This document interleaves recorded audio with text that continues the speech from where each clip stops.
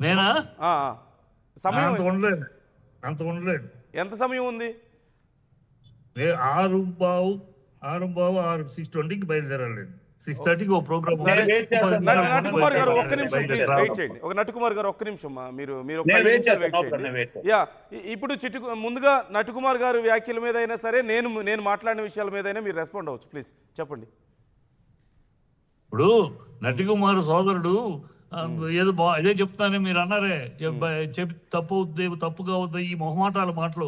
నిజం జరిగింది. ఈ 2 ఏళ్లుగా ఆ నిజాన్ని, ఒక అబద్ధాన్ని ప్రాచుర్యం చేసి అవమానం చేశారు, నడిపించారు. అది ప్రోటోకాల్. ఒక సీఎం మొన్న పవన్ కళ్యాణ్ బెంగళూరు వెళ్ళి ఎక్కడ దిగాడు, ఎక్కడి నుంచి నడుచుకుంటూ స్టేజ్ దగ్గరికి వెళ్ళాడు.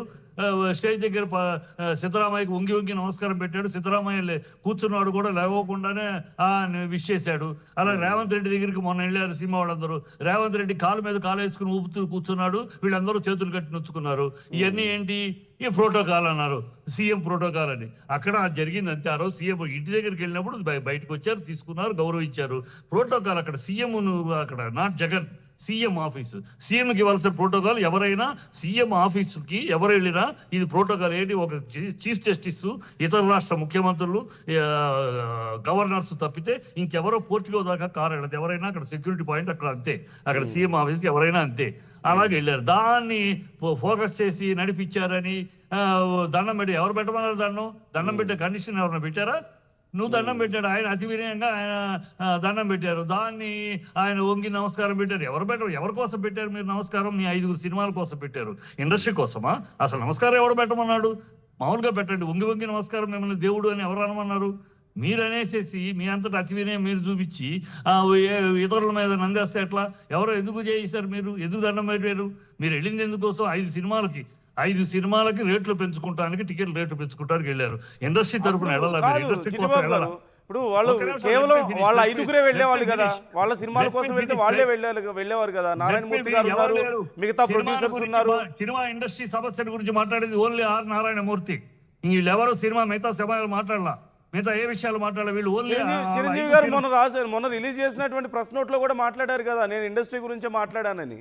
ఇండస్ట్రీ అంటే చిరంజీవి గారు ప్రెస్ నోట్ లో అబద్ధం చెప్పారని మీరు అంటున్నారా? 5 పెద్ద సినిమాలు చిరంజీవి గారు అబద్ధం చెప్పారు. అది కూడా చెప్పాడు కదా, నేను మాట్లాడబట్టే రేట్లు పెంచి జియో వచ్చిందని. మాట్లాడేది అది వాళ్ళ పాయింట్ ఆఫ్ వ్యూలో. ఆ పెద్ద ప్రొడ్యూసర్లు పెద్ద విషయాలు మాట్లాడితేనే సినిమా ఇండస్ట్రీ, వాళ్ళదే ఇండస్ట్రీ. ఈ చిన్న సినిమాల గురించి, చిన్న సమస్యల గురించి ఎప్పటి నుంచో పోరాడుతూ నటుకుమార్కు తెలుసు ఏం జరిగింది దాని గురించి ఏమైనా మాట్లాడారా రోజు మీటింగ్ లో? ఏమీ లేదు. అది కూడా అన్నాడు కదా, నేను మాట్లాడబట్టే సినిమాలకి రేట్లు పెరిగినాయి. మరి 20% ఆక్యుపేషన్ చిన్న నిర్మాతలు కాపాడాడు, తెచ్చాడా? లేకపోతే ఆర్నామూర్తి, పోసాని కృష్ణమూర్తి, ఆలీ తీసుకొని 5వ షో తీసుకొచ్చాడా పర్మిషన్? చెప్పన్నా పెద్దన్న ఒక్కసారి. ఎవరు తెచ్చారు? దాసనారాయణరావు గారు తేలేకపోయారు ఈనాడు పోరాడినా కూడా. నీకు తెలియదు అది? వీళ్ళు మాట్లాడామని ఇండస్ట్రీ తరపున కలర్ ఎందుకు ఇచ్చుకుంటారు? మీరు 5 ప్రొడ్యూసర్ల తరపున వెళ్ళారు, ఆ విషయం మాట్లాడుకున్నారు, తెచ్చుకున్నారు. ఒక విషయం నేను చెప్తాను మీ ఇద్దరికి ఒక విషయం. మీరు మాట్లాడుతున్న విషయం గురించే సహజంగా చిరంజీవి గారు అంటే గతంలో దాసరి గారి తర్వాత ఇండస్ట్రీలో ఏ సమస్య ఉన్నా సరే చిరంజీవి గారు అడ్రస్ చేస్తారు, ఆ విషయాన్ని మాట్లాడి సాల్వ్ చేయడానికి ప్రయత్నిస్తారు అనే చర్చ ఉంది. ఎప్పటి నుంచో చాలా సందర్భాల్లో మనం చూసాం. అంటే స్క్రీన్స్ విషయం వచ్చినప్పుడైనా సరే, మొన్న జరిగినటువంటి విషయంలో అయినా సరే, ఏది కార్మికులకు సంబంధించిన విషయం అయినా సరే, అందరూ ఆయన దగ్గరికే వెళ్తున్నారు. ఆయన చాలా సందర్భాల్లో చాలా విషయాల గురించి మాట్లాడారు.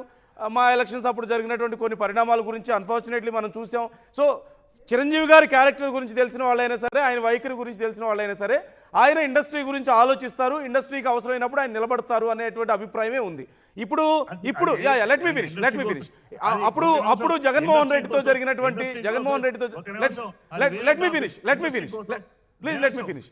లేదు నేను ఎందుకు చెప్తున్నానంటే అప్పుడు జగన్మోహన్ రెడ్డి గారితో భేటీ అయినప్పుడు కూడా చిరంజీవి గారి దగ్గరికి వెళ్ళి సార్ మాట్లాడదామంటే ఆయన అప్పుడు సరే మాట్లాడదాం, ఇండస్ట్రీ గురించి మాట్లాడదామని చెప్పి వెళ్ళి మాట్లాడడం వల్ల, అందరూ కలిసి వెళ్ళి మాట్లాడడం వల్ల ఇండస్ట్రీకి సినిమా టికెట్ల రేట్లు మళ్ళీ పెరిగాయి అనేది అందరూ భావించేది అదే.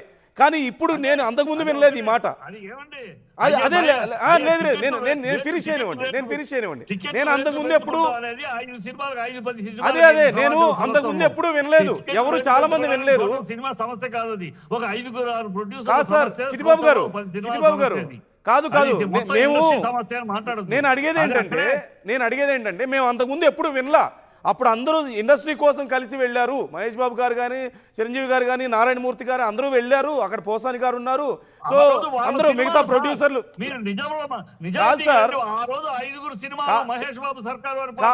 సార్, కాదు నేను అనేది అదే సార్, నేను చెప్పేది అదే నేను చెప్పేది. ఇప్పటి వరకు ఈ విషయం ఇగో ఇంత గందరగోళం జరిగే వరకు ఇండస్ట్రీకి మంచి జరిగినట్టు కాదు సార్, నేను అనేది అదే సార్. నేను చెప్పేది వింటున్నారా చిట్టిబాబు గారు? నేను చెప్పేది అదే. ఇప్పటి వరకు అందరూ నమ్మేది ఏంటంటే, ఇంక్లూడింగ్ నటుకుమార్ గారు మాట్లాడేది కూడా, అందరూ నమ్మేది ఏంటంటే ఆ రోజు ఆ చర్చల తర్వాత ఇండస్ట్రీ కోసం వెళ్ళారు, ఇండస్ట్రీకి మంచి జరిగిందని. కానీ ఎప్పుడైతే ఇప్పుడు బాలకృష్ణ గారు మాట్లాడిన తర్వాత, బాలకృష్ణ గారు అసెంబ్లీలో మాట్లాడిన తర్వాత మీలాంటి వాళ్ళు కాదు సార్, మీలాంటి వాళ్ళు చెప్తే తప్పితే, మీలాంటి వాళ్ళు ఈ టాపిక్ తీసుకొస్తే తప్పితే మాకు తెలియదు వాళ్ళ సినిమాల కోసం వెళ్ళారని చెప్పి. మీరు చిరంజీవి గారికి ఎంత సేవ చేస్తున్నారు, చిరంజీవి గారి ఇండస్ట్రీకి ఎంత సేవ చేస్తున్నారు, అది కాదు టాపిక్, అది తర్వాత అది వేరే చర్చ, అది వదిలేయండి. నేను ఎందుకు కాదు సార్, కాదు చిట్టిబాబు గారు మీరు నేను చెప్పేది వింటారా? ఒక్క నిమిషం ఓపిక, నేను చెప్పేది వింటారా? కాదు సార్, ఒక్క నిమిషం నేను చెప్పేది వింటారా? Let me finish my question please.